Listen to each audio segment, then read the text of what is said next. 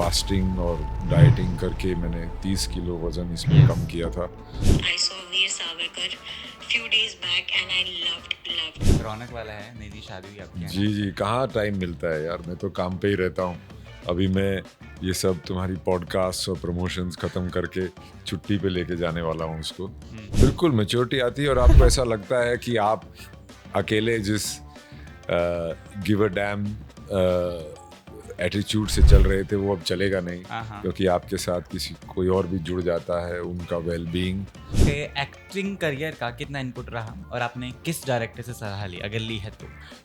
इम्तियाज से भी मैंने बात की। अरे वाह। पता चल गया था जब मैं टैक्सियाँ चलाता था ऑस्ट्रेलिया में कि आपको वो करना चाहिए जिसमें आपकी रुचि हो, फिर आपको आपका काम गधा मजूरी नहीं लगेगा। तो मेरे पास दो ही ऑप्शन थी, क्योंकि स्कूल में मैं घोड़े चलाता था, या तो आई गो इनटू हॉर्स ब्रीडिंग और आई बिकम एन एक्टर। अगर आप अपनी पॉडकास्ट से मौका देंगे तो हमारे बच्चे भी हो जाएंगे।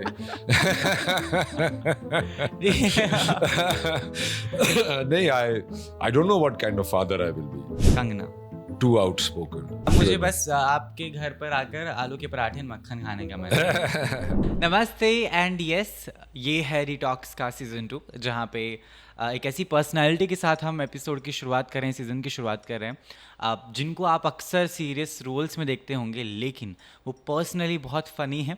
और जब मैं मिला तो मुझे लगा कि यार इनके अलग अलग ट्रेड्स ऑफ पर्सनालिटी हम देख पाएंगे। रणदीप हुड्डा, एक ऐसा नाम वीर सावरकर में जो अपने दिल जान से काम किया है उन्होंने, वो दिखाई दे रहा है। और जितना बड़ा नाम है उतनी ही बड़ी पहचान, उतना ही बड़ा दिल भी है। तो आप एपिसोड पूरा देखिएगा। और 1 मिलियन हम होने वाले हैं यूट्यूब पे, तो आप सब्सक्राइब करना ना भूलें। फॉलो कर सकते हैं डिटॉक्स के पेज को इंस्टाग्राम पर। बाकी मिलते हैं एपिसोड के बाद।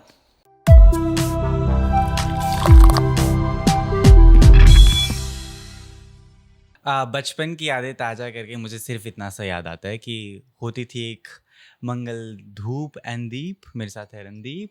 आई एम अस्यादी welcoming you to Filmi Gyaan podcast detox. How are you Randeep ji? I am very well, how are you? एक तो मुझे सच में डर लग रहा है पहली बात, बिकॉज ये सीरियस, ऊपर से एक्टर भी कमाल है, काम भी कमाल है और आवाज दमदार है। Thank you thank you thank you. आप डरा देते हैं वैसे लोगों को अपनी आवाज से? नहीं नहीं, डराते नहीं है, प्यार से ही बात करते हैं। It's called purring, not roaring. ऊपर से आप हरियाणवी है ना? हरियाणवी वो थोड़ा सा एक रहता है, एक थोड़ा सा एटीट्यूड, एक हमारी लैंग्वेज में ऐसे होता है। हम कई बार हरियाणवी में बात कर रहे होते हैं दोस्त, तो लोग बोलते हैं यार तुम लड़ क्यों रहे हो? मैं कहा कौन लड़ रहा है? That's that. एंड सबसे बड़ी बात यह है कि डिटॉक्स का ये सीजन 2 है रणदीप जी, एंड आप हमारे सीजन 2 के पहले गेस्ट हैं। अरे वाह। So I am feeling very blessed. And हम इन्हीं के ऑफिस में हैं। मैं एड्रेस नहीं बताऊंगा, लोग पहुंच जाएंगे, वरना वैसे लोगों को पता ही होगा। बट शुरुआत करने से पहले एक मैसेज मेरे पास है। आई वांट कि वो आप तक ज़रूर पहुंचे जी। तो ताकि जो लोग हैं वो जान पाएँ कि कितना कमाल का एहसास होता है जब आपके आसपास के जो लोग होते हैं वो ऐड ऑन करते हैं वैल्यू आपकी पर्सनल लाइफ में। बिकॉज ऑफ कोर्स इंडस्ट्री में दोस्त बहुत होते हैं। क्या कवर अप कर रहा हूँ मैं, देख रहे हैं आप? आई वांट आपके रिएक्शन इस पे सेम पर भी। Well, मैंने आपको मैसेज नहीं करा, but let me tell you one thing. I saw Veer Savarkar few days back and I loved the film. First thing is this. Secondly, you always know that I am a very dedicated well-wisher of yours. So all I can say is I'm sending you lots and lots of love to you and your wife. And yeah, hope to meet you very soon. And all the best for the upcoming projects of yours. Okay, bye. अब बताइए कौन है? Thank you. I am not sure कौन है। हाँ, डेजी शाह। डेजी शाह, हाँ। या very bad, he is unable to recognise कोई बात नहीं। But thank you Daisy. यही एक मेरे को रिएक्शन जो आता है, जो हॉल में जैसे एक थिएटर परफॉर्मेंस के बाद लोग तालियां बजाते हैं, तो जो पिक्चर खत्म होने के बाद लोग तालियां बजाते हैं, और वो आप सिर्फ ना ही एक एक्टर हैं बट एक स्टोरी टेलर भी हैं इस पिक्चर में, तो वो बहुत ही ओवरवेलमिंग और इंकरेजिंग रिएक्शन मुझे हर कोने से आ रहा है।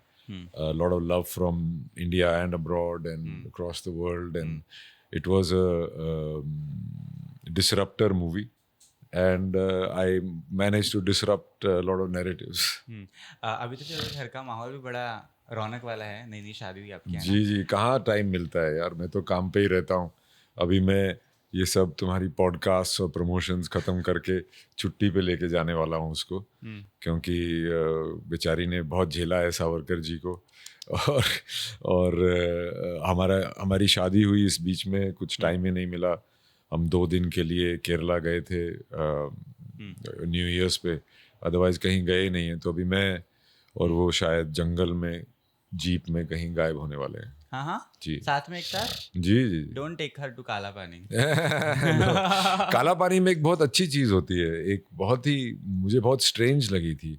वहाँ पे न्यूली मैरिड कपल्स बहुत आते हैं। अच्छा। While we were shooting, there were a lot of these couples used to come there, and वो क्या करते हैं कि बीवी को अंदर डालते हैं और बाहर से बंद करके फिर फोटो लेते हैं। हर एक कपल ऐसे करता है। वहाँ पे बीवी को अंदर डालते हैं और ताला लगाते हैं, कुंडी लगाते हैं और उसमें फोटोज लेते हैं। It's very strange. Everybody, I saw like hundreds of couples doing that while I was shooting. तो आपको लगता है कि आपके साथ उल्टा हो सकता है? हाँ, मुझे जेल में बंद करनी, मैं तो जेल में रह के आ चुका हूँ और ना ही मुझे उसे जेल में जाना है। बहुत ही दर्दनाक जगह है। वहाँ पे जाके पता चलता है कि अंग्रेज़ों ने हमारे साथ क्या किया। आई नो आपने ये कहानी बहुत बार रिपीट की, लेकिन I still want to know that the Kala Pani story which is very getting popular through you, because of course there was something which has happened to the people वहाँ पर। जैसे आपने खुद के लिए प्रैक्टिस किया उस चीज़ को, वो मैं चाहता हूँ फिल्मी ज्ञान के थ्रू आप ज़रूर लोगों को बताएं। Like you stop flushing, you got a chain in your toilet and you started doing that. वो तो मैंने सरबजीत के लिए किया हाँ जी। था। इसमें क्योंकि मैं डायरेक्टर भी था तो मेरे को इतना समय नहीं मिला, पर मैंने काफ़ी फास्टिंग और डाइटिंग करके मैंने 30 किलो वज़न इसमें Yes. कम किया था। और तो उससे जो एक आप अपने आप एक किरदार, और मैंने लिखा भी है, को राइटिंग भी मैंने की है उत्कर्ष के साथ, तो वो सावरकर जी मेरे अंदर ही थे। तो जो उनका जो मैंने पिक्चर में जो कोशिश की है कि मैंने परिस्थितियाँ बनाने की कोशिश की है, क्योंकि हम सब अपने परिस्थितियों का ही एक नतीजा होते हैं। तो वो करते करते मैंने इसमें काफ़ी वो किया। हालांकि जब मैं काला पानी गया तो मैंने अपने आप को अंदर, मैं बोला बंद कर दो थोड़ी देर के लिए, थोड़ा मुझे महसूस करने दो। तो मैं तो वहाँ 2 मिनट भी नहीं टिक पाया। It was so terrible. वो दीवारें, वो छत मेरे ऊपर गिरने लगी। I became so claustrophobic. और वहाँ पे आवाज़ मारो तो लोगों तक पहुँचती नहीं है। तो I was trying to get their attention to come and get me out. It was that one experiences. फिर उसको मैंने लेके जो पूरा सॉलिटरी सीक्वेंस है और जो मैंने किया है वो उसी उसमें किया है कि आदमी कितना रेस्टलेस और कितना अपनी सोच से ही कितनी मार पड़ती है एक इंसान को जब वो अकेला होता है। और फिर वहाँ पे ना सैनिटेशन, ना ठीक का खाना। तो वो सब देख के मैंने किया था कि काला पानी लोग बोलते तो बहुत हैं, अरे काला पानी की सज़ा हुई थी, पर वहाँ होता क्या था। तो वो मैंने दिखाने की कोशिश की है। इनफैक्ट 42 मिनट्स में लोगों को काला पानी के अंदर रखता हूँ, और जो फर्स्ट सॉलिटरी है वो 5 मिनट की है और लोगों को महसूस नहीं होता। पर मैं चाहता था कि एक पर्सनल एक्सपीरियंस एक किसी भी इंसान पे, वहाँ पे जो कैदी था उसके ऊपर क्या हुआ, और सावरकर जी एक सबसे अच्छा जरिया थे मुझे वो बताने का। आप बहुत कमाल के एक्टर हैं, इसमें कोई दो राय है ही नहीं, लेकिन आई वांट टू नो, इतना सीरियस इंसान जो इतना डीपली स्टडी करता है ना सब्जेक्ट्स को, एंड बहुत पर्टिकुलर अबाउट कि क्या करना है, कैसे करना है, तमाम चीज़ों को लेकर, लेकिन वो चुलबुलापन है क्या रणदीप के अंदर? वो शरारतें करता है घर पर? What do you do for that?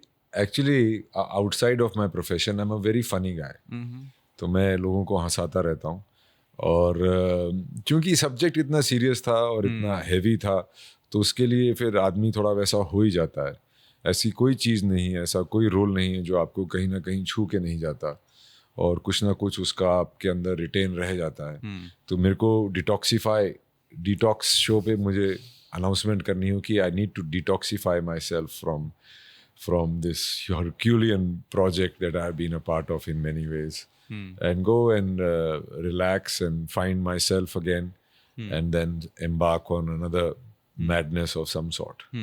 Her character कुछ ना कुछ बदलाव जो है आपके पर्सनल ट्रेट में कर देता है। Same the character which we have got in your family is the shaadi, है ना? वो कितना बदलाव रणदीप में कर रहा है? I want to know that.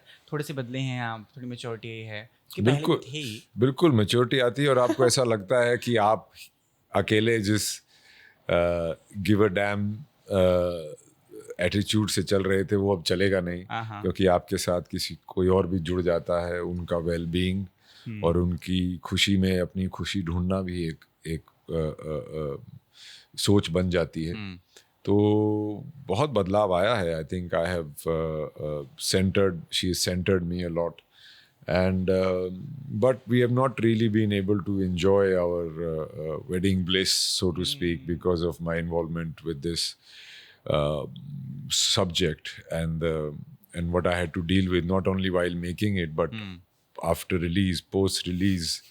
Release होने से पहले ही लोगों ने इसको फ्लॉप डिक्लेयर कर दिया और ना जाने क्या क्या, but we have marched through. मुझे लगा था कि वीरेंद्र सहवाग वाली इनिंग्स खेलेगी मूवी, बट ये राहुल द्रविड़ वाली इनिंग्स चल रही है.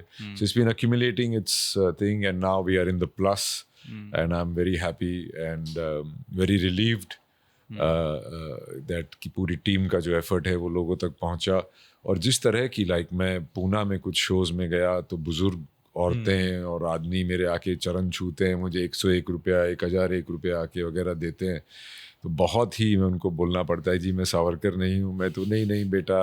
So that kind of blessing and love and जो यंग लोग हैं वो किताबें पढ़ रहे हैं. जैसे मैं सावरकर स्मारक जहाँ पे उनका जन्म हुआ था भगूर में गया और वहाँ पे उनकी इक्का दुक्का किताबें पहले बिकती थी, पर जब से पिक्चर रिलीज़ हुई है 1 लाख से ज़्यादा उनकी किताबें बिक चुकी हैं.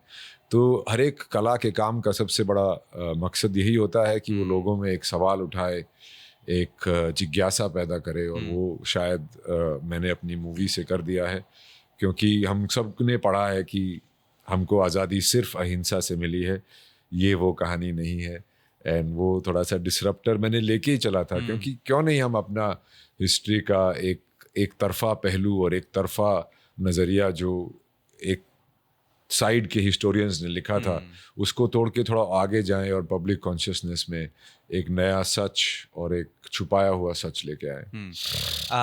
लोगों ने तो पहले ही डिक्लेयर कर दिया था कि पॉलिटिकल है ना फिल्म एजेंडा रहेगा, इलेक्शंस के बीच में हो रही है, क्या रणदीप पार्टी ज्वाइन करने वाला है, तमाम सवाल. लेकिन खुद को आपने बैलेंस कैसे किया, वो शांति कैसे बनाई रखी, वो दिमाग में अपने कि चलो जो बोल रहे हैं let them say what they are saying but I'll be having that peace of देखिए mind. जैसे कि बोलते हैं सावरकर जी को माफी वीर, तो उनको 27 साल जेल में क्यों रखा, 27 साल कैप्टिविटी में क्यों रखा उनको, अगर वो इतने ही माफी वीर थे. तो अगर ये इतनी प्रोपेगेंडा पिक्चर थी तो मुझे बनाने में इतनी तकलीफ क्यों हुई, अपना तन मन धन क्यों लगाना पड़ा.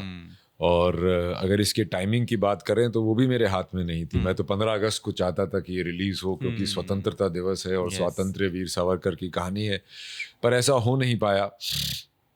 और जो भी है वो है, और मैंने अपनी पिक्चर अपनी सच्चाई से बनाई. अब कौन क्या कहेगा क्या नहीं कहेगा उनका लुकआउट है. पर कुछ लोग जो इसको ट्रोल कर रहे थे उन्होंने जाके पिक्चर देखी और उनका नज़रिया बदला और उन्होंने और पढ़ाई शुरू की. ये मेरे लिए एक बहुत बड़ी विक्ट्री है. आई don't no I should be saying this और नॉट, बट मुझे याद है जिस दिन प्रेस शो भी था इस फिल्म का, उस दिन 2 फिल्मों का प्रेस शो एक साथ था. एक कमर्शियल फिल्म थी और एक आपकी फिल्म थी. मीडिया डिसाइड कर रही थी कहाँ जाना है कहाँ नहीं, अपनी पर्सनालिटीज़ के हिसाब से, तमाम और भी चीज़ों के हिसाब से. तो मैं भी सोच रहा था कि यार दिस इज़ नॉट डन यार, किसी ने सब कुछ लगा दिया है and we are at a place जहाँ पर हम डिसाइड ही नहीं कर पा रहे हैं कि हमें कहाँ जाना है और क्या देखना है. शायद ये अभी सबसे बड़ा एग्जाम्पल है अभी रिसेंट 2 फिल्मों का, क्रू का और मडगांव एक्सप्रेस का. मडगांव एक्सप्रेस में कॉन्टेंट है, फन है, एवरीथिंग है. क्रू में फेस वैल्यू है, कॉन्टेंट में कमी है. तो Crew is a hit, Madgaon is struggling with the box office. तो शायद ये बड़ा example. Do you agree to this that the good films, अगर आप शायद थिएटर रिलीज ना करते तो आप OTT के लिए कर लेते, तो आपने OTT एज एन प्लेटफॉर्म नहीं सोचा था अगर थिएटर ना करते तो? नहीं, बिल्कुल नहीं सोचा था मैंने. और क्योंकि ये फिल्म एक थिएट्रिकल एक्सपीरियंस से ही मैंने बनाई थी, चाहे उसका कैमरा वर्क हो जो AK ने, अरविंद कृष्णा ने किया है, चाहे उसका साउंड डिज़ाइन हो जो गंगाधर ने किया है, बैकग्राउंड हो जो मथायस डुप्लेसी और संदेश आंदलिया ने किया है, चाहे गाने हों जो रैप सॉन्ग, एक पूना में एक झुग्गी में रहने वाला एक बहुत अच्छा रैपर है, मराठी रैपर संबाटा ने किया है. तो मैंने जो उसका एक पूरा एक्सपीरियंस बनाया था वो मैंने एक एटमॉस्फेरिक साउंड और बड़े पर्दे को सोच के ही बनाया था. मैं कभी नहीं चाहता था कि ये पिक्चर सीधी OTT पे जाए. जहाँ तक की बात है मडगांव एक्सप्रेस भी, उसका भी अगर आप बजट उसका कैलकुलेट करें तो मुझे नहीं लगता कि वो पिक्चर इतना बुरा किया है उसने। और क्रू मैंने देखी नहीं है, पर उसमें वो क्या होता है, थिएटर में लोगों को लाने के लिए आपको एक क्यूरियोसिटी पैदा करनी पड़ती है, एक चाह पैदा करनी पड़ती है, जो कि एक स्ट्रॉन्ग मार्केटिंग और फेस वैल्यू से भी होती है। पर कोई भी हर एक पिक्चर, चाहे आप उसको अच्छा कंटेंट माने या ना माने, हर एक पिक्चर को बनाने में बहुत मेहनत लगती है। और हर एक पिक्चर मैं चाहता हूँ कि वो अच्छा करे, क्योंकि उसमें जो मैंने तो खुद पहले तो एज एन एक्टर में करके पिक्चर निकल जाता था, पर अब एज ए डायरेक्टर जो मुझे बनानी पड़ी और कितना डिटेल में उसमें काम करना पड़ा और कितना लंबा, शूटिंग शुरू होने से पहले और शूटिंग के बाद भी, तो जो भी फिल्मों में मेहनत करता है उनकी सबको सक्सेस मिलनी चाहिए। अब हर एक का अपना चॉइस है कौन सा कंटेंट बनाना है, and that is a freedom of choice we have. तो जब आप डायरेक्टर बने तो कितनी मुश्किल आपको लगी, और आपके एक्टिंग करियर का कितना इनपुट रहा, और आपने किस डायरेक्टर से सलाह ली, अगर ली है तो? मैंने अफजाल, जो लाल रंग के मेरे डायरेक्टर थे, सबसे ज़्यादा सलाह उससे ली, प्रवाल रमन से ली, जिसके साथ मैं और चार्ल्स और अभी सार्जेंट की थी। इम्तियाज़ से भी मैंने बात की, और उस वक्त इम्तियाज़ से मैंने बैकग्राउंड स्कोर को लेके बात की थी। और एज ए डायरेक्टर हर एक पहलू जो था इसका, जैसे pre production, making those lists and all that, and talking to the references because it was a historical, so that was a herculean clerical task I found which was very difficult. Similarly, when I went to the shoot, now पहले दिन अभी camera कहाँ लगेगा, क्या लगेगा, मेरा camera man जो पहले था वो 3 दिन पहले शूट से चला गया, तो Arvind Krishna came right at the night before the shooting started, and मेरा ख्याल से उसका contribution बहुत immense है इसके अंदर। तो ये सब चीज़ें हर एक पहलू पे जब मैं आता, जब शूटिंग की बात आई, जब एडिटिंग की बात आई, जब साउंड डिज़ाइन की बात आई, जब बैकग्राउंड की बात आई, तो हर चीज़ में मेरे लिए वो एक नई चीज़ थी। और पहले मैं सबकी सुनता था कि क्या क्या करना चाहिए, और फिर मैं अपने इंस्टिंक्ट से बोलता था कि नहीं, मेरे को ऐसा लग रहा है, ऐसा करते हैं। And to for the first time director, because मेरी एज एन एक्टर लोग इज्जत करते, तो लोगों ने मेरी बात सुनी, शायद किसी और फर्स्ट टाइम डायरेक्टर की इतनी नहीं सुनते। तो वो किया। Similarly as an actor also, मैं हमेशा अपने दिमाग में एक सिनारियो बनाता रहता हूँ, तो वही सिनारियो मुझे बाकी कैरेक्टर्स के साथ भी बनाने को मिला। और इसमें तो सब बड़े बड़े तोप लोग थे, गांधी जी थे, अंबेडकर जी थे, भगत सिंह थे, जिन्ना थे, नेहरू थे, बाबा राव सावरकर थे, और इतने बड़े, और अंग्रेज कैरेक्टर जो मैंने इसमें, वो भी, उनको भी मैंने बहुत इसमें तवज्जो दिया है, क्योंकि हमारी लड़ाई अंग्रेज़ों से थी, और अंग्रेज़ क्या सोच रहे थे और अंग्रेज़ हमारे साथ कैसे डील कर रहे थे, वो बहुत ज़रूरी था। सिमिलरली जब कास्टिंग की बात आई, तो मैं पहला प्रेफरेंस देता था कि पहले तो इसको, जो भी एक्टर है, फर्स्ट चॉइस होती थी कि वैसा दिखना चाहिए, और फिर उसको रेणुका पिल्ले जिसने मेकअप डिज़ाइन किया, उनके साथ बैठ के कैसे उनकी फीचर्स क्या एनहांस करके, जो मैं अपने आप एज एन एक्टर करता आया हूँ। तो being a director for me was an extension of me as an actor, and क्योंकि मैं हर एक परफॉर्मेंस भी बारीकी से देने का मुझे लगता है कि करनी चाहिए, वैसे ही एज ए डायरेक्टर भी मैंने वैसे ही बारीकी से किया। पर it was all new things and I was an accidental director, पर अब मेरे खून मुंह लग गया है, तो देखेंगे आगे क्या करना है। तमाम चीज़ों से पहले मैं वापस आपको हरियाणा लेकर चलता हूँ। मैं जानना चाहता हूँ बच्चे कैसे थे, पढ़ाकू थे, ओके थे? मैं 10वीं तक ठीक ठाक था, पर 10वीं के बाद मैं पढ़ाई से बिल्कुल भटक गया। मुझे एक पढ़ने वाले स्कूल में डाला गया, एक स्पोर्ट्स स्कूल से निकाल के, जहाँ पे मैं पढ़ाई में अच्छा था, और DPS RK-पुरम में डाला गया, जिसमें पढ़ाकू लोग ही ज़्यादा जाते हैं। तो मेरा थोड़ा वहाँ दम घुट गया, और मेरा पढ़ाई से बिल्कुल ही मेरी इच्छा और चाह ही हट गई थी। तो पर देखिए, मैंने एक्टिंग भी सोचा, मेरे पास 2 ही ऑप्शन थे, क्योंकि मुझे पता चल गया था जब मैं टैक्सियाँ चलाता था ऑस्ट्रेलिया में, कि आपको वो करना चाहिए जिसमें आपकी रुचि हो, फिर आपका काम गधा मजूरी नहीं लगेगा। तो मेरे पास 2 ही ऑप्शन थी, क्योंकि स्कूल में मैं घोड़े चलाता था, या तो आई गो इनटू हॉर्स ब्रीडिंग और आई बिकम एन एक्टर, क्योंकि स्कूल में मैं एक्टिंग ही करता था। तो वो मैंने जो चॉइसेस ली, उन चॉइसेस को फॉलो करना एक मेरे पेरेंट्स ने भी मुझे काफ़ी सपोर्ट किया उसके अंदर। तो वो एक मैंने चॉइस ली थी, और मैं पढ़ना लिखना अवॉइड करने के लिए ही तो एक्टिंग में आया था, और अब मैं सिर्फ पढ़ लिख ही रहा हूँ। मेरे को इतना पढ़ाई करनी पड़ती है, इतनी लिखाई करनी पड़ती है कि पूछो मत। हाँ। I get it. But response film का भी तो बहुत कमाल है ना? Word of mouth is something जिसने हर ऐसी फिल्म जिसकी उम्मीद किसी को नहीं थी को बड़ा बनाया है। 12th fail is biggest example in जी, रिसेंट जी। टाइम्स, एंड आई बिलीव वो हो रहा है आपकी फिल्म के साथ भी। जी। तो मुझे जानना है कि जो वर्ड ऑफ माउथ की पावर है, आप उसमें कितना बिलीव करते हैं, जिस तरीके का रिस्पॉन्स फिलहाल मिल रहा है फिल्म को?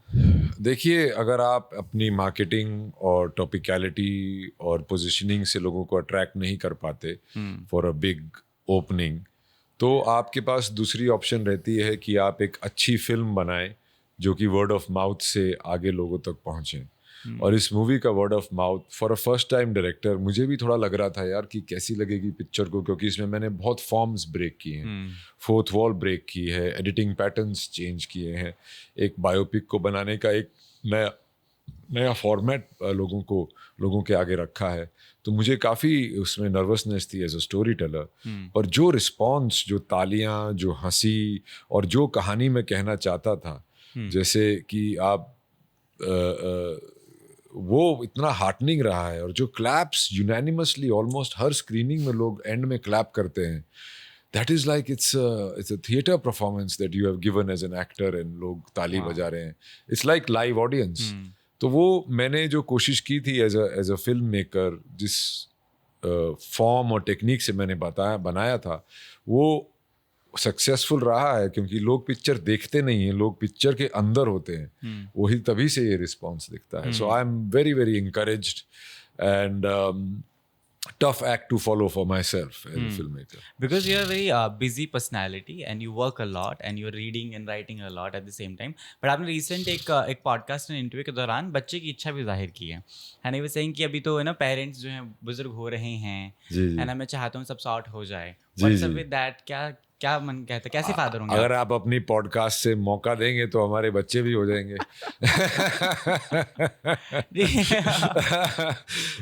नहीं, I don't know what kind of father I will B, but definitely एक मैं चाहता हूँ कि एक पॉइंट पे आने के बाद आदमी को लगने लगता है कि यार ज़िंदगी का मकसद सिर्फ यही नहीं है कि आप अपने लाइफ अपनी टर्म्स पे जिएं, पर एक ये भी है कि आप एक नई जान को, एक नए इंसान को इस दुनिया में लाएं, और उसको दुनिया को बेटर, होपफुली बेटर बनाने की उसको शिक्षा दें। एक last, I will B naming people, hashtag आपको देने जो भी आपका मन चाहे उन लोगों को। Shahrukh Khan,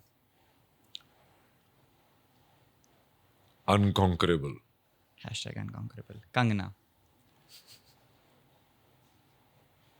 to outspoken, hashtag too outspoken. Salman Khan, hashtag सबका भाई, John Abraham, hashtag dedication, Taapsee Pannu, Taapsee Pannu, hashtag curly hair, Deepika, hashtag stunning, Karan Johar, hashtag everywhere. too much. Okay, and one last which I'll be taking, I believe I should be doing that as well. Kareena Kapoor. Kareena Kapoor, beautiful. And Randeep Hooda.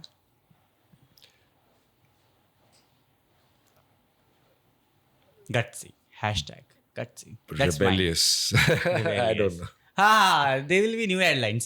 Okay, आखिरी के 2 सवाल लेना चाहूँगा मैं अभी।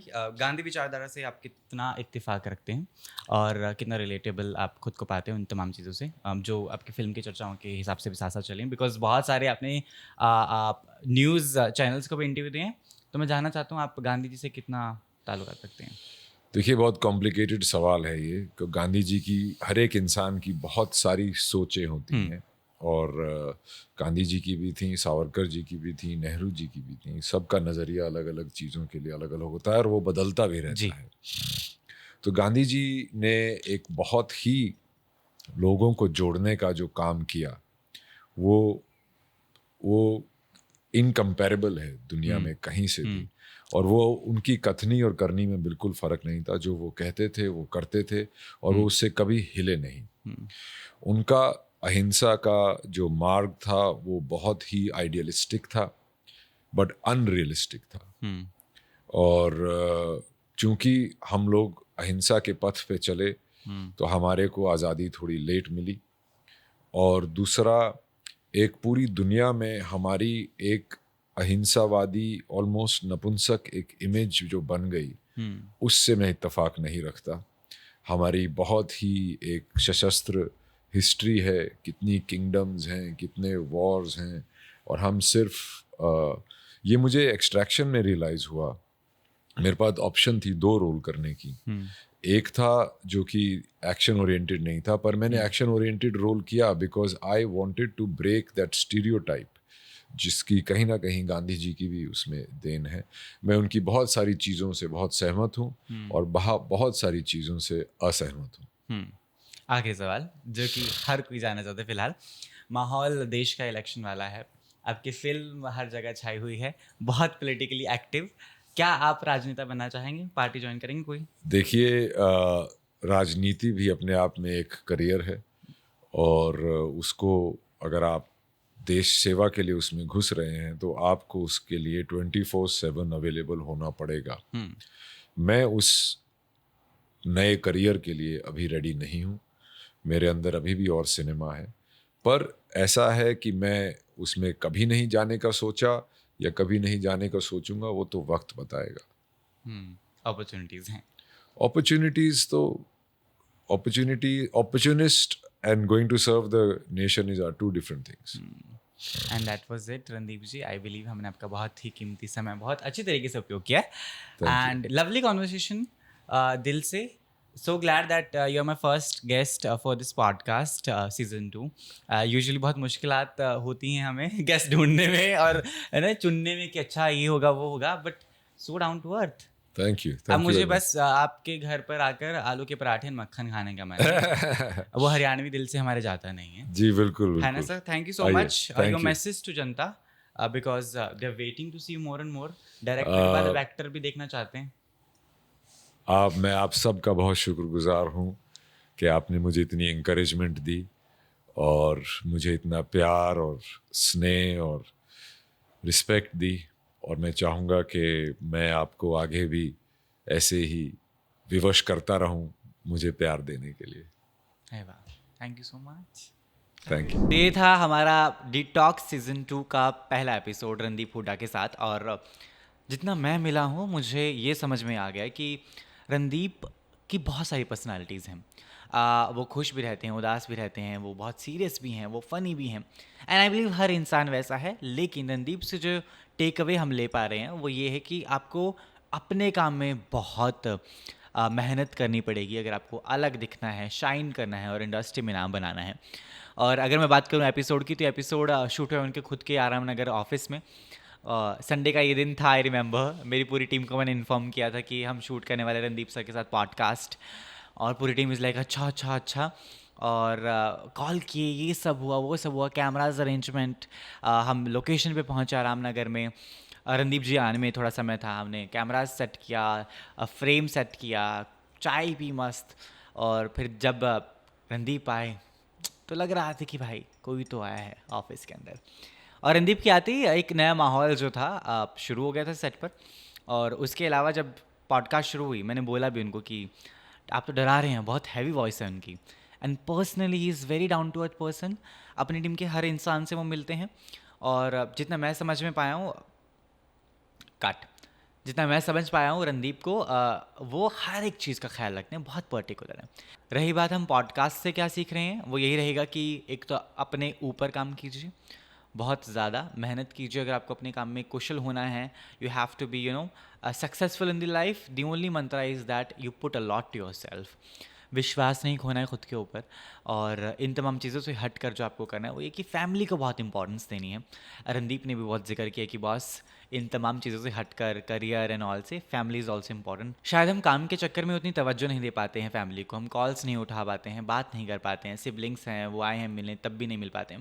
And I believe family का साथ होना ज़रूरी है। हमारे मार्केटिंग में एक पर्सनैलिटी है फिल्मी ज्ञान में, उन्होंने कल ही एक बहुत कमाल की बात की है कि जो इंसान फैमिली को साथ में रखता है वो बहुत सक्सेसफुल बनता है, उसको कोई भी सक्सेसफुल होने से नहीं रोक सकता। शायद ये एक टेक अवे है जो रणदीप जी से मैं ले रहा हूँ फ़िलहाल, क्योंकि शायद हम थोड़े थोड़े तो आलसी हैं घर वालों से बात करने में। बाकी आपको पॉडकास्ट कैसा लगा, क्या चेंजेस हम कर सकते हैं और क्या क्वालिटीज़ पे काम हो सकता है, और कौन कौन से गेस्ट आप देखना चाहते हैं सीज़न 2 में, और मेरा ये थोड़ा सा नया अवतार जहाँ पे मैं थोड़ा शांत हो गया हूँ, बातें थोड़ी कम करता हूँ और ज़्यादा पोक नहीं करता हूँ गेस्ट को, अब शांत स्वभाव में बैठा हूँ, वो कैसा लगा आपको वो भी बता दीजिएगा। इंस्टा आईडी आपको पता है मेरी, से आदि ASEAADI। बाकी डिटॉक्स को फॉलो कर लीजिए, 1 मिलियन हम होने वाले हैं फिल्मी ज्ञान के यूट्यूब चैनल पे, आप उसका भी खास ख्याल रखिएगा। और तमाम इंटरव्यूज़ तो आपको मिलते रहेंगे। अब देखते हैं कि इस पॉडकास्ट का रिस्पांस कैसा होगा। I am hoping a lot because seriously telling you we are not a big team, बहुत छोटी सी टीम है जो पूरा फिल्मी ज्ञान चलाती है, एंड फाउंडर्स खुद भी इन्वॉल्व हैं उस प्रोसेस में। 10 लोगों की ये टीम में एक पॉडकास्ट वाली टीम है ना, वो ही इंटरव्यूज़ भी देखती है शूट करने के लिए, तमाम बहुत कुछ चलता है। मैं कभी डिटेल में बताऊंगा, लेकिन फ़िलहाल क्योंकि मुझे बहुत मज़ा आया रणदीप सर के साथ बात करके, और ऐसा लगा ही नहीं कि पहली बार मिले हैं। वो हरियाणा से हैं, मैं हरियाणा से, तो वो जो बॉन्ड था वो साथ में आया और दिल से बातें की हमने, फैमिली के बारे में भी जाना, तमाम चीज़ें। अब आपकी बारी है इसको प्यार देने की, शेयर करने की, सब्सक्राइब करने की और लोगों तक पहुँचाने की। Reels are also on the way, do that, check that. बाकी रील्स भी आ रही हैं, आप उसका भी ख्याल रखिएगा, रील्स भी देखिएगा। और आपका दिल क्या कहता है बस वो मैं जानना चाहता हूँ, मेरे लिए दिल मैटर करता है, शक्लें तो बहुत सी देखी हैं। Thank you so much, keep watching detox only on Filmy Gyaan with से आदि। We are just hoping a lot, we have started this season 2। I just wish बहुत कुछ हो और बहुत प्यारा कुछ हो। Thank you. मेरे साथ क्या हो सकता है?